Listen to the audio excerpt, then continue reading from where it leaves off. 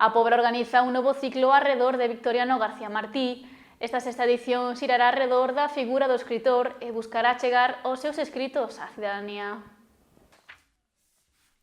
Victoriano García Martí volve a acaparar o escenario cultural na Pobra. O Concello prepara un sexto ciclo para honrar a figura do escritor con charlas sobre a súa figura e exposicións arredor da súa obra.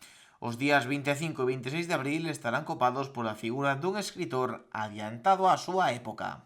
Un escritor que é como si estuvera nos tempos de agora, que lea a Victoriano García Martí pode darse conta de que sería perfectamente un escritor de hoxe en día, porque os seus artigos, a verdade é que é moi moderno, moi adiantado ao seu tempo, feminista.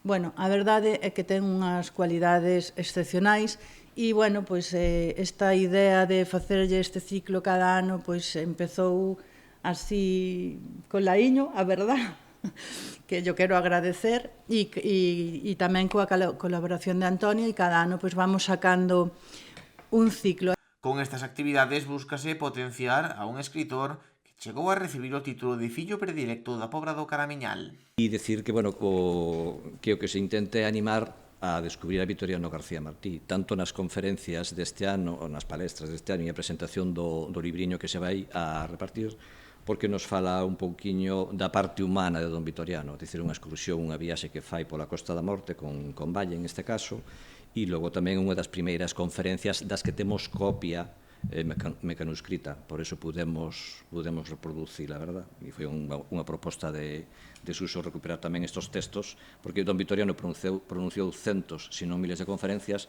pero non se conservaron os textos, aproveitando que temos un texto, pois vamos a editalo, verdad? Tamén é unha maneira de conocer o seu pensamento. Entre as cualidades de García Martí estaba o seu talento como conferenciante, un aspecto pouco estudado o non existir grabacións, pero que este ano se exporá grazas ás noticias recuperadas da época. Victoriano foi un conferenciante moi solicitado en toda Galicia e no resto de España e pronunciou centos de conferencias. Que pasou? Pois que só coñecemos a noticia a través da prensa e moi raramente o texto.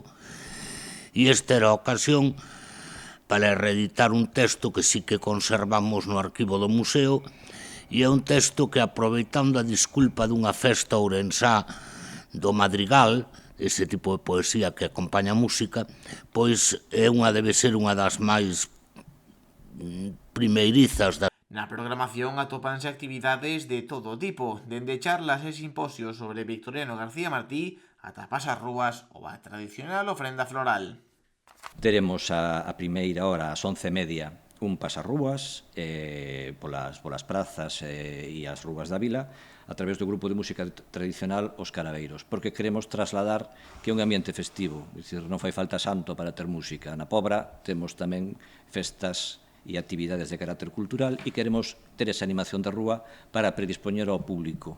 É un día de mercado, é un día de salir, como dicía a concelleira, é primavera, xa non estamos en novembro con chuvias e de noite, e, polo tanto, media hora despois, sería ás 12, na praza de don Victoriano García Martí, vai ter lugar a ofrenda cívica, diante dese busto que está feito pola Diputación da Coruña, pero a imitación do que lle fixera Mateo Larraús.